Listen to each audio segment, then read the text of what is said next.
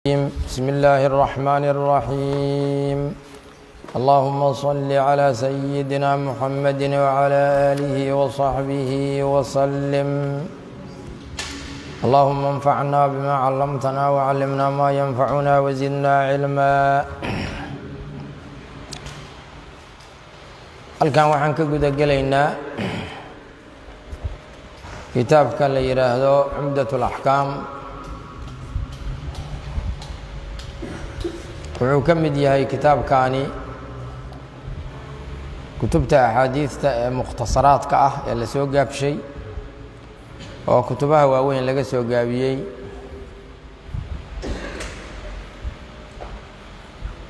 waxaa laga soo gaabshay asaga oo axaadiistiisa laga soo qaatay labada kitaab oo ugu saxiixsan axaadiista nabiga laga wariyey calayhi salaatu wasalaam, waa saxiixu lbukhaariga iyo saxiixu muslim. axaadiista ay isku raaceen. axaadiista saxiixa ah waxaa la yidhaahdaa 7 derajay leeyihiin. markii derajada xaggeeda la yidhaahdo waxaa ugu sarreeya xadiidka bukhaari iyo muslim ay isku raacaan, matafaqa calayhi shaykhaan. bukhaari iyo muslim xadiidka ay isku raacaana axaadiista ugu darajo sarreeya markii la yidhaahdo dhinaca sanadka axaadiista. marka la isdhinac dhigo waxaa darajo ahaan ku xiga bukhaarigu wuxuu gooni u wariyey oon muslimku la warin. waxaa ku sii xiga muslimku xadiidka uu gooni isagu u wariyey. waxaa ku sii xiga darajo ahaan maa ruwiya calaa shardihimaa bukhaari iyo muslim, shardigooda wixii lagu wariyey. waxaa ku sii xiga shardiga bukhaariga keliya xadiidka lagu wariyey. waxaa ku sii xiga midka muslim keliya lagu wariyey. uma maa saxa cinda baqiyati اlmuxadisiin. waxaa ku sii xiga xadiidka saxiixa noqda oo muxadisiinta kale ay wariyeen. 7daas darajo ayaa xadiidku markuu saxiix yahay la kala dejiyaa. marka darajadii ugu sarraysay oo ah matafaqa calayhi shaykhaani bukhaari iyo muslim xadiidkay isku raaceen, axaadiistaasaa marka laga soo gaabiyey kitaabkan.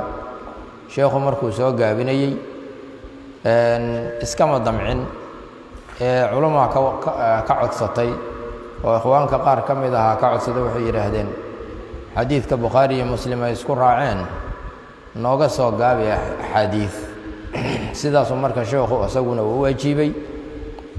wuxuu kaloo ka mid yahay kitaabkaani kutubaha la yidhaahdo axaadiiث اlaxkaam oo usuusha shareecada islaamka adiladeeda laga qaato. adilatu usuuli الshariica, axkaamta shareecada islaamka. mashaayikhda waaweyn ee muxadisiinta ah waxay leeyihiin kutub la yidhaahdo axaadiiث اlaxkaam. kana ka mid ah oo xaafidkani uu leeyahay, xaafid taqiyudiin cabdulghani ibnu cabdilwaaxid. waan arki doonaa nisbadiisa haddii ilaahay yidhaahdo. waxaa kaloo isaguna leh axaadiiث اlaxkaamka alifay xaafid ibn xajar alcasqalaani, kitaabka la yidhaha buluuq اlmaraam min adilati اlaxkaam yuu leeyahay. isaguna waa xadiiث اlaxkaam weeye. axaadiiث اlaxkaamtaasuu leeyahay. imaam الnawowi raximah اllahu tacaala wuxuu leeyahay kitaab la yidhaahdo alkhulaasa fi axaadiiث اlaxkaam. inkastoo kitaabkaas uusan dhammaynin oo dhowr mujallad markuu ka sameeyey sheekhu uu dhintay raxmat ullaahi wa ridwaanuhu calayhi. sidoo kale shaykhulislaam zakariya alansaari wuxuu leeyahay kitaab la yidhaahdo fatxu اlcallaam bisharxi اliclaam biaxaadiiث اlaxkaam, oo isaguna axaadiiث اlaxkaamkaasuu leeyahay. kitaabku marka mar hadduu axaadiiث اlaxkaam yahay, usuushii laga qaatay fiqhiga madhab kasta uu yahay ayuu soo aroorinayaa. 4 madhabba oo madaahibta islaamka ah oo maaragtay almadaahib almatbuuca ah axaadiistii ay daliishanayeen yuu soo wada daliilinayaa oo keenayaa iyagoo mujmal ah. macnaha axaadiiث اlaxkaam loo yidhi yaa sidaas ah. kitaabku marka kutubtaasuu ka mid yahay la yidhaahdo axaadiiث اlaxkaam. 500 ilaa dhowr iyo 10 xadiiث yuu ka kooban yahay oo kitaab weyn maaha, waa mukhtasar waan arki doonnaa haddii ilaahay yidhaahdo wuxuu u samaysan yahay kitaabku qaabka kutubta fiqhiga loo sannifo.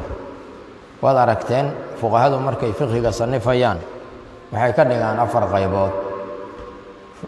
rubuc waxay yidhaahdaan waa cibaadaad, rubucna waxaa la yidhaahdaa albuyuuc waa beec, rubucna waa nikaax, rubucna waa jiraax. 4 qaybood yay u qaybiyaan. kitaabkuna qaabkaasuu u alifan yahay. waxaa u soo horeeya rubuculcibaadaad oo dahaaradii iyo salaadii iyo soomkii iyo zakadii iyo xajkii ka kooban. waxaa ku sii xigaya kitaabulbayc yaa ku xiga, waxaa ku sii xiga kitaabunikaax, markaas kadib iyo jiraaxa. qaabkaasuu u samaysan yahay. sidaa darteed kitaabu dahaarati uu ka bilowdaa, kitaabulcidqina waa ku dhammaadaa sida kutubtii fiqhiga. waan arki doonnaa in sha allahu tacaala. marka intaanaan axaadiista gelinin waxaan maanta ku gaabsanaynaa tarjamatu lmu'alif wa muqadamatu lmu'alif. mu'alifkan sheekha kitaabka alifay waxaa magaciisa la yidhaahdaa cabdulqani, abtiriskiisa cabdulqani ibni cabdilwaaxid ibni cali ibni suruur ibni raafic ibni xasan ibni jacfar ayaa la yidhaahdaa. waxaa loo yaqaanaa naynaastiisa alxaafid alimaam muxadithu lislaam taqiyuddiin. intaasu waa laqabtiisii. waa xaafidkii axaadiista xifdiyey, waa imaamkii cilmu lxadiidka iyo culumta kaleba, waa muxadithu lislaam, islaamka muxadidkoodii wey cilmulxadiidka ay ka soo guurinayeen taqiyuddiin. intaasoo dhan waa wada laqabkiisii. kunyadiisa waxaa la yidhaahdaa abu muxamed, nisbadiisana waxaa la yidhaahdaa almaqdisi uma dimashqi. meesha loo nisbeeyey maqdis iyo dimashqa ayaa loo kala nisbeeyaa. qarniga uu sheekhu dhashay, wuxuu dhashay sheekhu markii hijradu ahayd 541 wakhtigaasuu dhashay. mashaa'ikhda oo wax ka akhristay meesha la yidhaahdo dimashqa waa suuriya, magaalo madaxdeeda dimashqa la yidhaahdaa. halkaas mashaa'ikhda uu wax uga akhristay waxaa ka mid ahay abulmakaarim ibnu hilaal yaa ka mid ahaa. baqdaad mashaa'ikhda wax uga akhristayna waxaa ka mid ahaa hibatullaahi ibnu hilaal iyo dabaqadiisa. haqar meesha la yidhaahdo mashaa'ikhda wax uga akhristay waxaa ka mid ahay abu daahir oo weliba 3 sano uu agtiisa ku nagaayo culum badan uu ka qaatay. mawsil meesha la yidhaahdo mashaa'ikhda uu wax uga akhristay waxaa ka mid ahay abulfadl adduusi. hamadaan magaalada la yidhaahdo waxaa ka mid ahay mashaa'ikhda uu wax ka akhristay cabdurasaaq ibnu ismaaciil. isbahaan magaalada la yidhaahdo waxaa ka mid ahay xaafid abu muusa almadini. masar waxaa ka mid ahay caliy bnu hibatillaah alkaamili. mashaa'ikhdiisa qaybahaasaa ka mid ahaa. talaamiidda asaga wax ka qaadatay oo culumta ka soo guurisay oo uu sheekha u ahayna waxaa ka mid ahaa abulfatxi abu muusa cabdulqaahir alrahaawi, asheekh muwafaquddiin ibnu alkhaliil ibnu cabdidaa'im, cuhmaan ibnu maki ashaaciri, ismaaciil ibnu cazuun, cabdullaahi ibnu callaaq, moxamed ibnu muhalhal. mashaa'ikhdaasina asagay wax ka akhristeen. sheekhu akhris keliya diinta kuma uusan gudbi jirine tasaaniif badan uu uga tegey ummadda islaamka. kutubo badan uu alifay. kitaabaha uu alifay waxaa ka mid ahaa isbaaqulminna fii anhaari iljanna kitaabka la yidhaahdo. waxaa ka mid ah kitaabkan hadda aan dul joogno ee la yidhaahdo cumdatulaxkaam, tiirka xugumyada. maxaa yeelay usuushii axkaamta laga qaatay yuu ku soo aroorinayaa. kutub aad u fara badan ayay soo guurinayaan mu'arikhiintu, ilaa 15 kitaab yay qorayaan. in ka badanna wuu alifay sheekhu. tarjamatulmu'alif marka la yidhaha iyo taariikhdiisa intaasaan uga gudbayaa maadaama magaciisa iyo abtiriskiisa iyo naynaastiisa iyo kunyadiisa iyo maaragtay nisbadiisa magaalada uu ka soo jeedo, mashaaikhdii wax ka baratay iyo mashaaikhdii asaga wax bartay iyo kutubihii uu alifay aan soo sheegnay, intaasaan uga gudbayaa. marka la yiraahdo muqaddamatu al-musannif sheekh walbaaba markuu kitaab alifayo horu dhaco u sameeyaa muqaddama waxa loo yiri li'annaha quddimat amama al-maqsuud maqsuudkii intaan la gudagelin ayaa la sameeyayo waa horu dhici maqsuudka weeye marka sheekhu wuxuu uga sheekaynayaa markii uu maaragtay ilaahay ku xamdiyo oo khudbada akhriyo kadib wuxuu ka sheekaynayaa sababta uu kitaabka u alifay wuxuu kaloo ka sheekaynayaa rajada uu ka qabo kitaabkan in ummadda islaamka ilaahay ku anfaco subxaanahu wa tacaala marka wuxuu yiri muqaddamatul musannif halkaas ka qabsada muqaddamatul musannif musannifku kii uu soo hormariyay qala sheekhi wuxuu yiri sheekh al-xaafid ee xaafidka hay taqiyuddin waa laqabkiisii saddexdooduba abu muhammadin waa kunyadiisii abdul ghani waa magaciisii ibnu abdillah abtiriskiisii ibnu ali ibn surur al-maqdisi nisbatun ila maqdis thumma dimashq hadana maqdis wuxuu uga dambeeyay dimashq rahimahullahu ta'ala wuxuu yiri sheekhaasi alhamdu hamdi lillahi ilahi buu sugnaaday alihi al-maliki ee boqorka ahaa alihi al-jabbaari ee jabbaarka ahaa oo cid kasta wax qasabta si qasbayay alihi al-waahidi kaligi ahaa alihi al-qahhaari ee qahaarka ahaa wa huwa al-qaahiru fawqa ibaadihi wa ashhadu wa qiraya buu yiri sheekhu an la ilaha xaq mid lagu caabudaa helitaanka dhexdiisa inuusan ahaanin illa allah ilaahi mooyee wahdahu ay munfaridan xaalu yahay kaligi ilaahay la shariika xaal mid ilaahnimada la wadaagaana lahu ilaahay uusan u sugnayn rabbu samaawaati samooyinka iyo wal ardi dhulka iyo wama shay rabbigood weeye shaygaasoo baynahumaa cirka iyo dhulka dhexdooda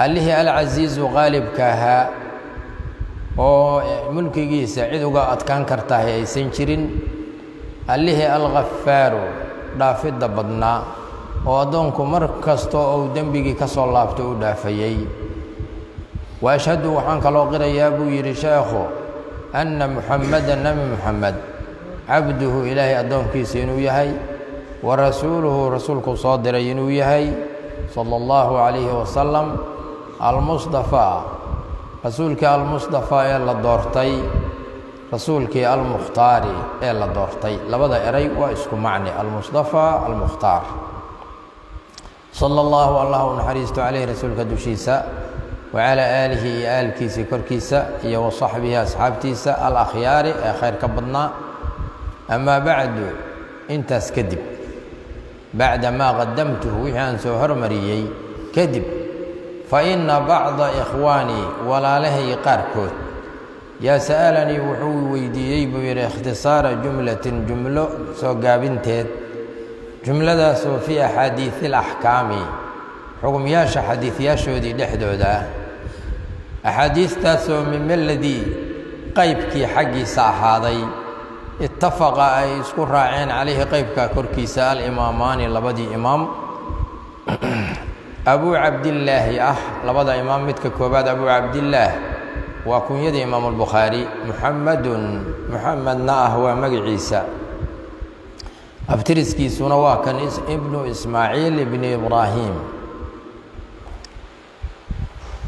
abuu cabdillaah muxamedkii al-bukhaariyo ee magaalada bukhaara loo nisbeeyey waa magaaladii sheekha iyo wa muslimun muslim labada imaam waxa weeye imaam al-bukhaari iyo wa muslimun muslim ibnu al-xajaaj ibni muslim مسلم ومجعيسى ابن الحجاج ابن مسلم وابترسكيسي وحاسكو مقع شيخة كتاب كله يأووغي أبيه دلي مسلم يا مسلم عليه هذا مسلم ابن الحجاج ابن مسلم القشيري يا قبيلة قشيرة اللي هذا عربت كمدة له نسبة إلى قبيلته وهي النيسابوري يا مقالة النيسابور اللي يرهدو له نسبيي ومقالة مدح دي خراسان مقالة دي هاجرتي يا النيسابور اللي يرهدا وهي ودودة هي وضن كان هذا اللي يقان إيران مقالة مدح دي ظهراني ودودة هي نيسابور مقالة دي لقى حكومي جري خراسان ودنوي وصل لقى إسلام كهانجرتي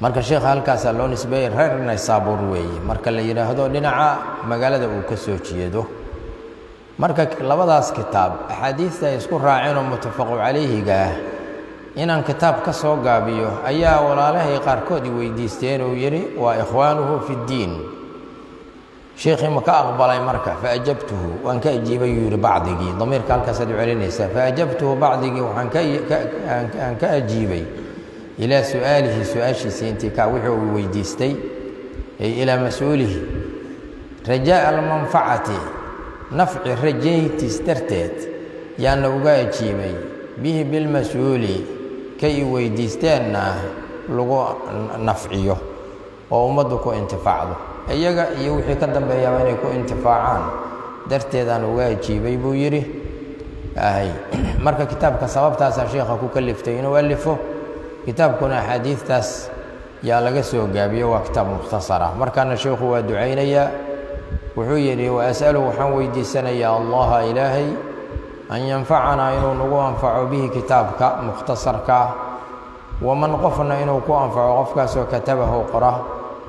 katabahu qoray oo gacantiisa ku qoray ow amase samicahu maqlay oo dhegaystay ow amase qara'ahu akhriyey ow amase xafidahu dusha ka xifdiyey ow amase nadara fiiriyey fiihi kitaabka dhexdiisa caam uu ka dhigay qof walbaba meesha uu ka soo geli karo in ilaahay ku anfaco kitaabkaas qofkii maaragtay qora oo maaragtay sida marka la madbacaynayo iyo markaasoo kale inta soo qora soo gudbiya iyo qofka maaragtay maqla oo dhegaysta qofka akhriyey midkii maaragtay xifdiyey kii aan intaas midna ahayn laakiin inta soo kala baxshay fiirshay oo raacdo mudaalaca ku sameeyo sidaa sameeyey oo fiirfiiriyeyna ducaduu wax ku leeyahay waa duco caama mashaayikhda saasaa lagu yaqaanaaho markay ducaynayaan naftooda iskuma gaabiyaan inta ay jecel yihiin oo dhan oo ilaahay dartii ay u jecel yihiin ayay caam uga dhigaan oo muslimiinta ay sidaas u anfacaan siday kutubaha akhrintooda ugu anfacaan ayay ducadana